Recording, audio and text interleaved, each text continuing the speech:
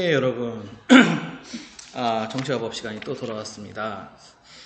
오늘 할 부분은요, 교과서 91쪽부터 97쪽까지 하려고 해요. 될지 모르겠어요. 일단 가보고요. 91쪽에 뭐 선거구 법정주의, 선거구 획정, 게리맨더링 이런 거 있는데 저는 그걸 약간 뒤로 빼놨습니다. 그래서 이쪽에 뒤로 빼놨고요. 이것도 교과서 페이지로는 91쪽부터다 이렇게 보시면 되겠고요. 우리 지난 시간에 여기서부터 했잖아요. 선거의 의미와 기능, 민주선거 원칙, 그다음에 선거제도 이런 거 했잖아요. 그래서 뭐 중선거구제냐, 소선거구제냐 이런 거 했잖아요. 그래서 요 부분 그 선거구제도 조금만 다시 짚으면서 오늘은 주로 대표 결정 방식 요 부분을 주로 설명하도록 하겠습니다. 그리고 혹시 시간이 가능하면 여기까지 가고요. 혹시 시간이 좀 애매하게 한 30분, 35분 정도 해서 요 부분이 그 정도 해서 끝났다 하면 그냥 여기까지만 하고 끝내도록 하겠습니다.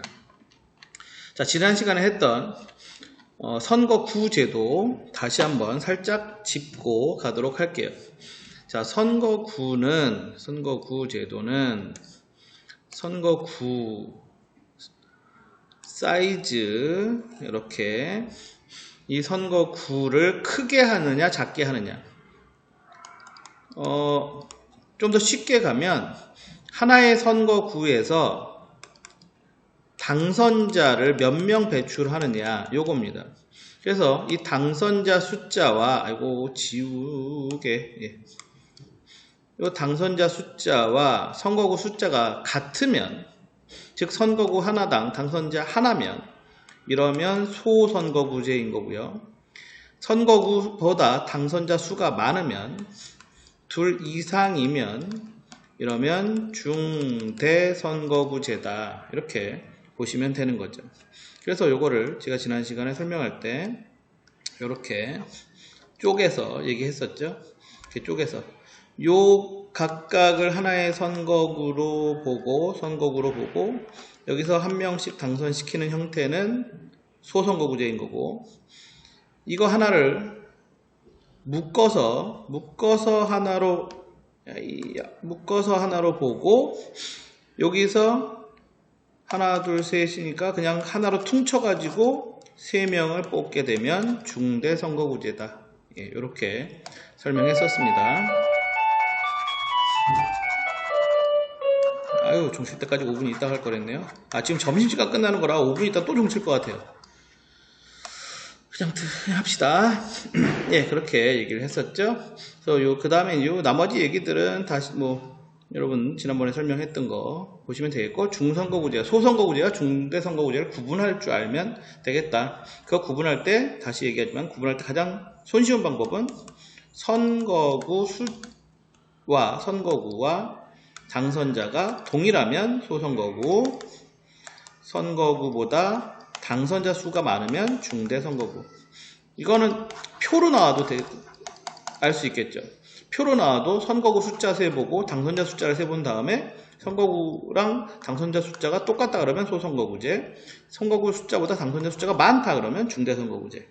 이렇게 이해하시면 됩니다. 제가 왜 표를 얘기하냐면 주로 시험에서는 표를 갖고 얘기합니다. 그래서 표 얘기를 한 거고요. 자, 오늘 할 내용으로 가보도록 하죠.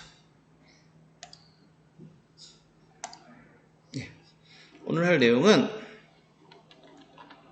어디죠? 잠깐만요. 선거 의미와 기능, 선거제도, 소선거구. 아이고, 이게 페이지가 왜 이렇게 갔죠? 페이지가 하나가 위로 올라가서 제가 잠깐 헷갈렸어요. 자, 오늘 할 거는 요 대표 결정 방식 요거 합니다. 대표 결정 방식 요거 하도록 하겠습니다. 자, 선거구 제도를 그동안 했다면 이제 대표 결정 방식인데요.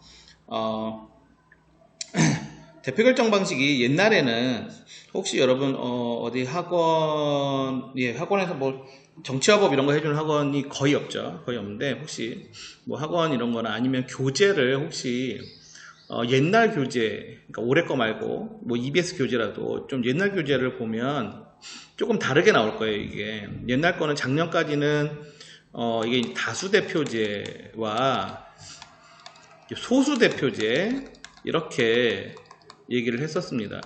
그런데 저도 올해 깜짝 놀랐어요. 갑자기 이게 사라졌어요. 갑자기 이게 사라지고 다수 대표제만 갖고 다시 다수 대표제를 단순 다수 대표제냐 절대 다수 대표제냐 이렇게 나눠서 올해부터는 용어를 이렇게 나눠서 사용을 하더라고요. 갑자기 바뀌어가지고 저도 그래서 이게 뭐지? 그러고서 EBS 강의를 좀 봤는데 EBS 강사들도 지금 헷갈려요.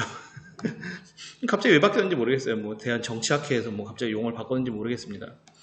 그러니까 옛날에는 이렇게 했던 거죠. 다수 대표제 안에 똑같아요. 단순 다수 대표제가 있고 절대 다수 대표제가 있었어요. 옛날에 이렇게 두 개로. 그러니까 요게 다수 대표제로 있었던 거고요. 그 다음에 여기에 소수 대표제 이렇게 있었거든요. 그래서 보통 중대선거구제는 소수 대표제랑 결합하고 소선거구제는 다수 대표제랑 결합하는 이런 형태로 했었는데 아무튼 올해 왜 바뀌었는지 모르겠지만 바뀌었습니다. 그래서 저도 바뀐 거로 설명을 해드리도록 하겠습니다. 그러니까 소선거구제는 까먹으셔도 돼요. 혹시 교재나 뭐 이런 걸 좀 옛날 거 갖고 계신 분이 계실까 해서 높아심에 얘기를 한 겁니다. 요거는 자, 대표 결정 방식은 다수의 대표제인데요. 자, 선거구 내 후보자 중에서 다수의 표를 받은 사람을 당선시키는 겁니다. 다수의 표를 받은 사람을 당선시키는 거. 간단히 얘기해서 우리 다수결의 원리 생각하시면 돼요. 다수결의 원리. 그런데 요거를 왜 그러면 단순 다수 대표제와 절대 다수 대표제로 나눠 놨느냐라는 거죠. 요거는 이거예요. 단순 다수 대표제는 무조건 한 표라도 많으면 그냥 당선되는 거예요. 근데 절대 다수 대표제는 기준을 만들어 놓는 겁니다. 일반적으로 기준은 50% 이상 득표해야 당선된다라고 하는 기준을 만들어 놓고 이 기준을 충족해야 되는 거죠. 예를 들어 한 곳에 100명의 유권자가 있다고 쳐보죠. 지우고 갈게요. 자, 어떤 곳에 100명의 유권자가 있습니다. 그렇죠? 제 말대로 종치죠? 자, 유권자 100명이 있어요. 그리고 여기 선거구가 이제 만들어졌다고 칩시다. 자, 그런데 A 후보, B 후보, C 후보, D 후보가 있는데 A 후보가 뭐 한 40표 받고 B 후보가 30표 받고 그럼 70, C 후보가 20표 받고 그 다음에 D 후보가 10표 받았다고 쳐보죠. 그러면 단순 다수 대표제는 얘가 당선되는 거예요, 그냥. 그리고 나머지 60표가 사표가 되는 거죠. 이게 현재 우리나라에서 채택하고 있는 기본적인 소선거구제에서 사용하고 있는 방식이다라고 보시면 돼요. 그래서 올해도 인천 어딘가에서 표를 재검표 다시 검사해보는 그런 일이 있었고요. 또 지난번 국회의원 선거에서도 어디지 세종인가 그쪽에서 거기서도 표를 다시 계산해보는 그런 일이 있었어요. 왜냐하면 이게 뭐 한 10표, 100표 안에서 이렇게 움직여버리니까 1등하고 2등하고 10표, 100표 어디 또 아주 옛날에는 강원도 어디는 진짜 10표 안쪽에서 결정난 적도 있어요. 무조건 한 표라도 많으면 이기는 거니까.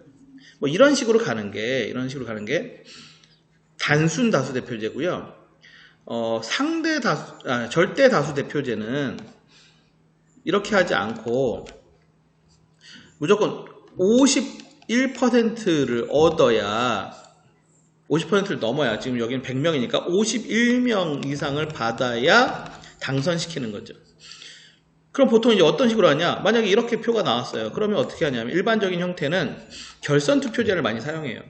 그럼 어떻게 하냐면 자, 1등, 2등만 모아놓고 한 판 더 하는 거죠. 투표를 2차 투표를 하는 거죠. 이런 방식으로 하기도 하고요. 선호투표제라고 하는 거는 내가 표를 찍을 때 이렇게 있을 거잖아요. 4명이니까 하나, 둘, 셋, 넷. 예. 여기 뭐 이름, 여기 뭐 정당, 그 다음에 여기 표 이렇게 도장 찍는 자리가 있단 말이죠. 여기 도장 누구 찍을 건지 이렇게 하는데, 예를 들어 선호투표제는 난 1순위는 이 사람, 예를 들어 여기 A, B, C, D 이렇게 써 있다고 칩시다. 난 첫 번째로는 이 사람이 됐으면 좋겠어. 근데 두 번째로는 뭐 이 사람이 좋아, 이런 식으로 하는 거죠. 그래서 그렇게 해서 여러분 알아듣기 좀 더 쉽게 설명하면 요거까지는 똑같아요. 요거까지는 똑같은데, 자 다시 한번 해봅시다. 제가 생각해보니까 이렇게 하는 게 더 쉽겠어요. 여러분 요 위에 요게 있으니까 이렇게 하는 게 쉽겠어요. 자, 표를 딱 투표용지를 딱 받습니다. 둘, 셋, 넷, 하나, 둘, 셋, 넷, 다섯. 예. 그래서 자 여기 이제 기호 1번, 2번, 3번, 4번 이렇게 있고, 자 사람 이름이 있겠죠. 후보 A, B, C, D 이렇게 있어요. 그 다음에 여기 이제 기표를 합니다. 도장 찍는다고 표현할게요. 원래 기표하는 자리인데, 여기에 이렇게 하는 거죠. 자, 나는 D 이 사람이 1순위로 좋아.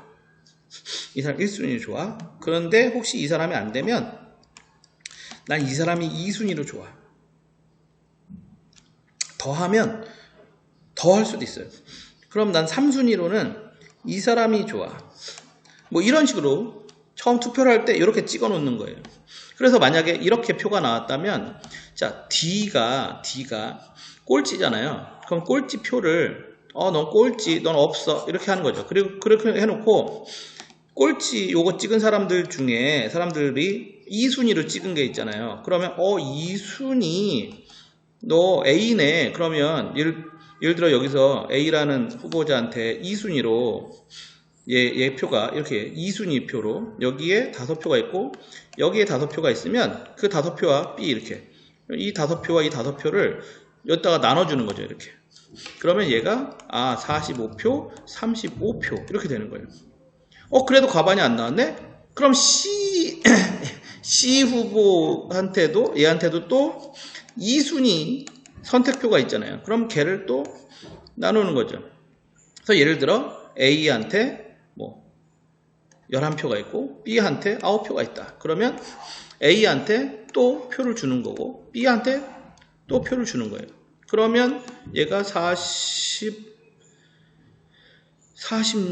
더 많이 할 거 그랬네요. 미안해. 여기죠. 45 더하기 11이니까 56 이렇게 나오는 거죠. 그러면 A가 당선, 뭐 이런 식으로 하는 게 선호투표 제도입니다. 이렇게 하는 게 선호투표 제도예요. 이해하셨는지 모르겠는데 이해 안 가시면 저한테 찾아오세요. 다시 설명해 드릴게요. 얘기를 하다 보니 어느새 선호투표까지 훅 가버렸는데, 다시 정리하자면 여기는 다수대표제라고 쓰시면 되고요. 다수대표제. 근데 단순다수대표제가 단순다수대표제가 있고 절대다수대표제가 있는데, 단순다수대표제는 무조건 한 표라도 많으면 당선시킨다. 근데 득표순이라고 했어요. 그러면 득표순에 따라서 내가 선거구제를 중대 선거구제를 하느냐 소선거구제를 하느냐에 따라서 다른 거죠. 소선거구제는 한 명 뽑으니까 한 표라도 많은 1등만 당선시키는 거고요. 여기서 1등만 당선시키는 거고, 중대 선거구제는 자 우리 중대니까 2명 뽑는다고 칩시다. 그러면 1등하고 누구까지? 2등까지 뽑는 거죠. 이걸 다시 이제 최종적으로 정리를 하자면, 어떻게 해야 될까요? 예, 다수 대표제가 있는데, 이렇게 설명을 해야 될 것 같아요. 다수 대표제가 있는데, 다수 대표제는 단순 다수 대표제가 있고, 절대 다수 대표제가 있다. 그리고 이 단순 다수 대표제는 누구랑 결합하느냐에 따라서 이렇게 설명을 해야 될 것 같아요. 소선거구제와 결합하는 애가 있고, 결합할 수도 있고, 이렇게 결합할 수도 있고, 중대 선거구제랑 결합할 수도 있다. 그리고 만약에 소선거구제랑 결합하면 1등만 하는 거고, 중대선거구제, 만약에 2명 뽑는 중대선거구제라면 1등, 2등까지 득표 순으로, 예, 이렇게 이해하셔야 될 것 같아요. 아, 잠깐만요.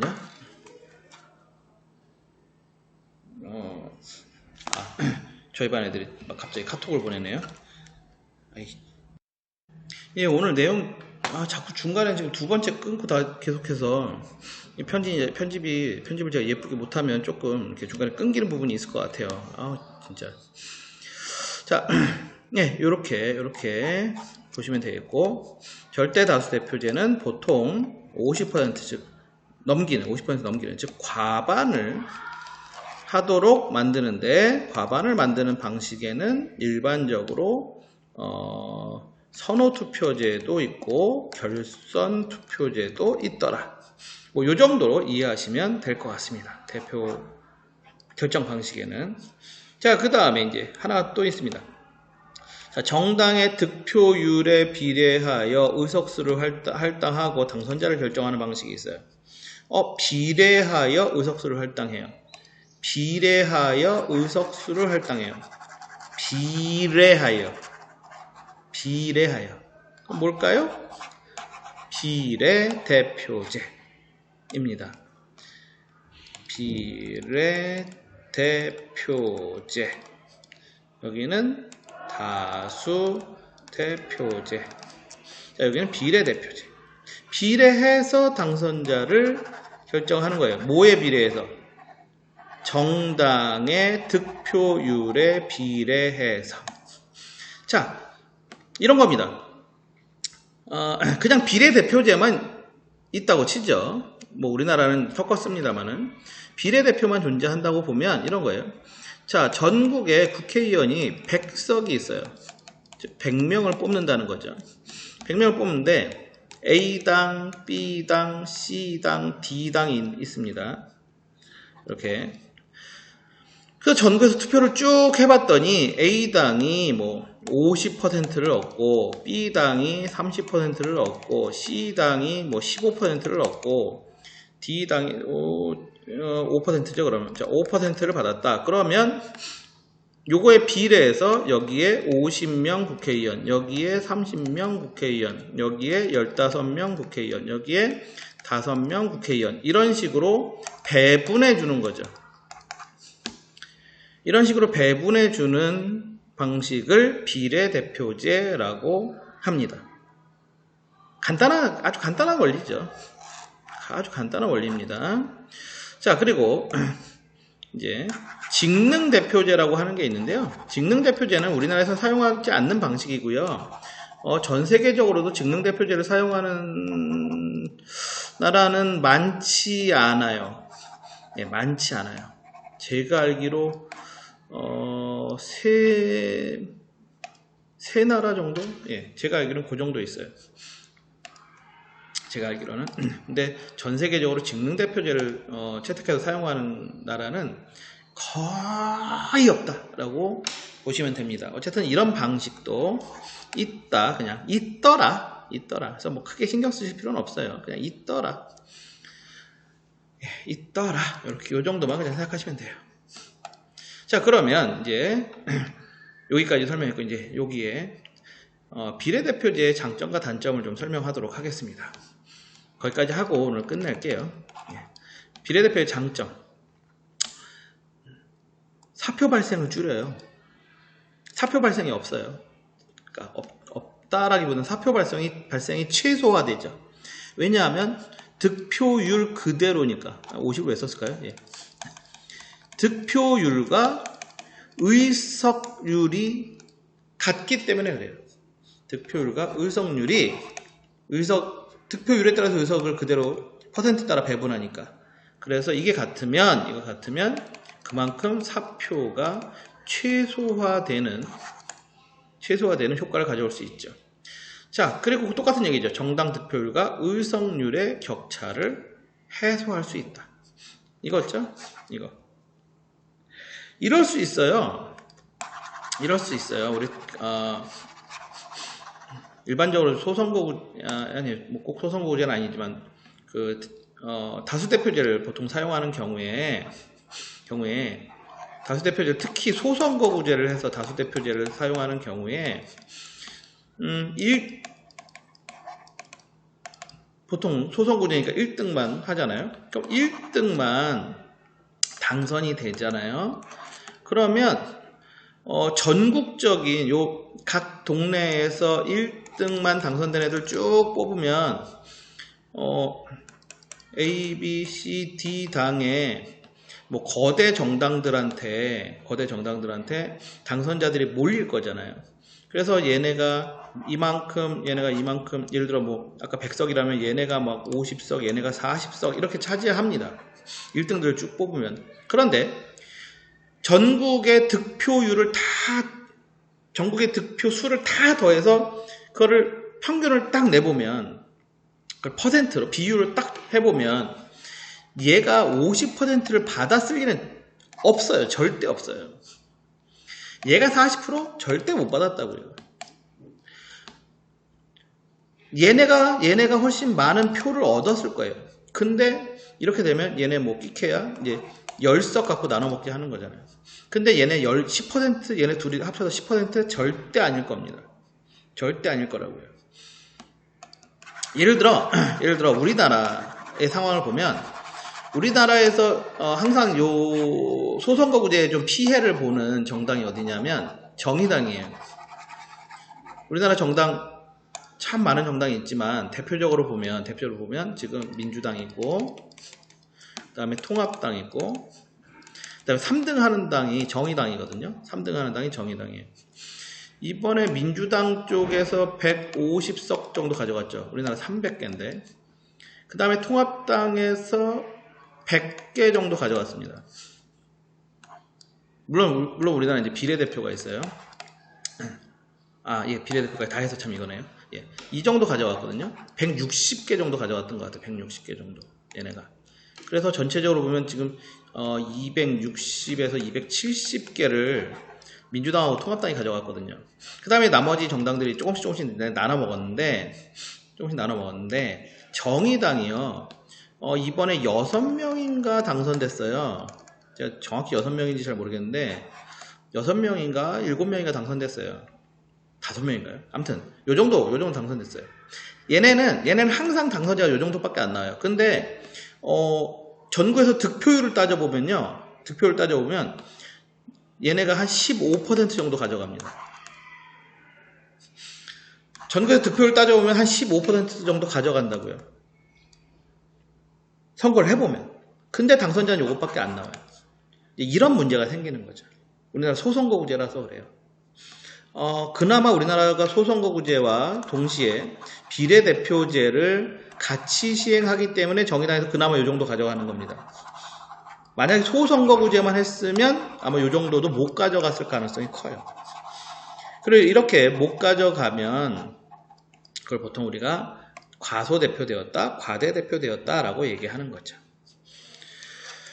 자, 그 다음 비례대표 소수당에게도 의회 진출할 가능성이 커지죠. 왜냐하면 사표 발생이 거의 없기 때문에 가능하다. 1등만 당선시키면, 전에도 얘기했지만 소선거구제에서 1등만 당선시키면 저는 A당, B당, C당, D당 중에 나는 D당을 좋아하지만 얜 당선 가능성이 없어. 그러면 나는 최악을 피하기 위해서 내가 그렇게 좋아하진 않지만 그나마 좋아하는 정당에 찍어주는 수밖에 없어. 왜? 나는 얘가 싫거든. 근데 만약에 내가 얘한테 표를 안 줘서 재수없게 얘가 당선되면 어떡해?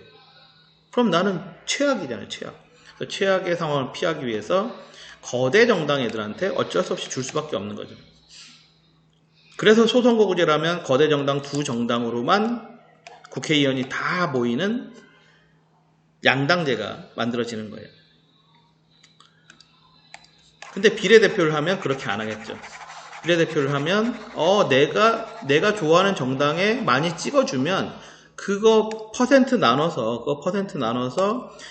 당선시켜 주니까 그 퍼센트를 국회의원을 분배해 주니까 그럼 난 당연히 내가 좋아하는 정당에 찍어야 되겠죠. 그래서 소수당도 의회에 진출할 가능성이 커진다는 겁니다.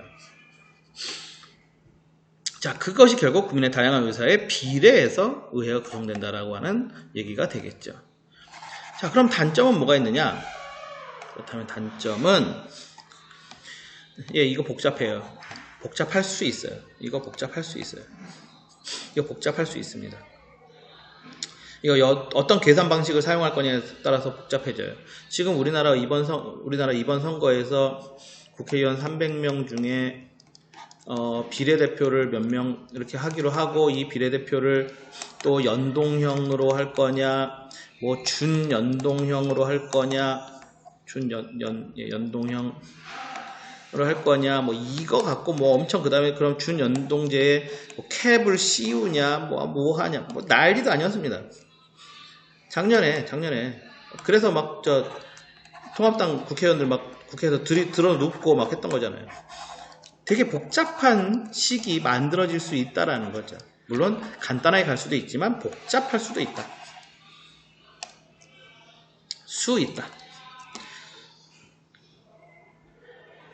비례해서 주기 때문에 오늘 자꾸 왜 글씨를 못 쓰죠 제가? 비례해서 주기 때문에 정당이 엄청 많을 수 있다. 군소정당들이 엄청 많을 수 있다. 그러면 군소정당이 난립하는 경우 전국이 불안할 수 있다.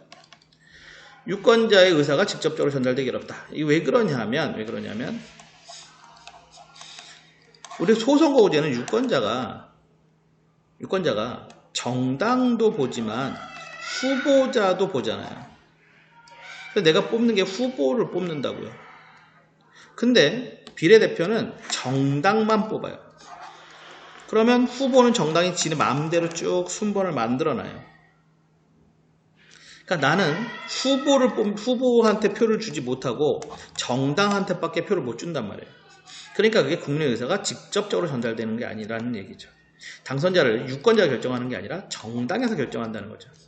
그러니까 이런 거예요. 정당에서 이번에 우리 비례대표 후보는 1번 누구, 2번 누구, 3번 누구, 4번 누구 이렇게 쭉 해놓는다고요. 그래서 여기서 표를 딱 얻으면 그 표 얻은 거 해서 우리 이번 정당은 3번까지 당선이네. 그러면 3번까지 그냥 당선시키는 거예요. 근데 나는 얘네 싫어. 난 4번, 5번, 6번에 있는 얘네가 좋아.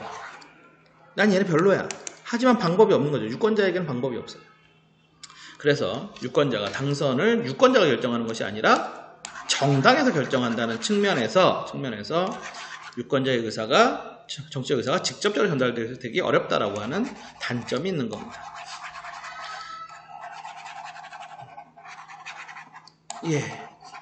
자, 비례대표 투표용지와 국회의원 투표용지 잠깐 보면서 그 얘기를 마저 하죠. 이건 원래 다음 시간에 하려고 한 건데 이게 우리나라 국회의원 선거할 때 하는 투표용지예요. 이게 지역구용이고요. 이게 비례대표용이에요. 그래서 아까 얘기한 것처럼 여기는 정당도 있고 후보도 있죠. 근데 여기는 후보가 없어요. 그냥 당만 있습니다. 당만. 그리고 예를 들어 여기 있는 것처럼 이 정당에서는 선거 전에 우리는 1번 타자, 2번 타자, 3번 타자, 4번 타자 이런 식으로 쭉 사람들 명단을 작성해놔요. 그래서 이걸 뭐라고 하냐면 정당에서 미리 명부를 만들었다 해서 정당 명부식이라고 얘기해요. 정당 명부식인데 비례해서 주기 때문에 정당 명부식 비례대표 이렇게 얘기하는 겁니다. 그래서 우리나라는 정당 명부식 비례대표제예요. 그래서 유권자는 자기가 원하는 정당에 찍는 거고요. 어차피 표시해 줄 거면 우리나라 방식으로 빨간색인데 이렇게 생긴 거를 도장을 찍는 거죠. 이렇게 생긴 거 도장을 찍고 그러면 이 당에서 자기네 갖고 있는 명부에서 당선자 숫자가 정해지면 그 당선자 숫자만큼 1, 2, 3, 4번 예를 들어서 우리 정당은 기사당은 4번까지 당선이다 그러면 미리 명단 뽑아놨던 1, 2, 3, 4번이 국회의원이 되는 겁니다. 이런 방식이라는 거죠. 이런 방식. 다시 여기로 가서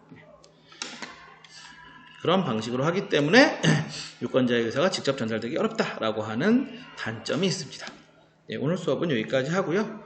뒤에 있는 요거는 오늘 요거까지 못하겠네요. 요거까지 하면 시간 너무 또 많이 가니까 여기까지만 해서 마무리 하도록 하겠습니다. 참 혹시나 얘네요. 요 부분은 지워주세요. 그냥 어차피 다수대표제밖에 없기 때문에 제가 이 부분을 왜 썼냐면 이거 옛날에 제가 아까 처음에 얘기한 것처럼 소수대표제, 다수대표제 이렇게 하던 때가 있어서 제가 이걸 하면서 제가 이걸 지운다고 생각하면서 뭐 아무튼 했는데 저도 요즘 이게 헷갈리더라고요. 그래서 아마 지난 시간에 요거 하면서 그러니까 뭐 이게 절대 다수 대표제와 뭐 상대 그쵸? 단순 다수 대표제, 다른 말로 상대 다수 대표제 뭐 이걸 막 얘기를 하고 있었는데 제가 보기엔 별 의미가 없는 것 같아요. 이거 그냥 지워버리십시오. 어차피 다수 대표제고 그냥 소선거구제다 그냥 이렇게만 이해하셔도 될 것 같아요. 그렇게만 해도 다음 시간에 이 부분 우리나라 선거제도 설명하도록 하겠습니다.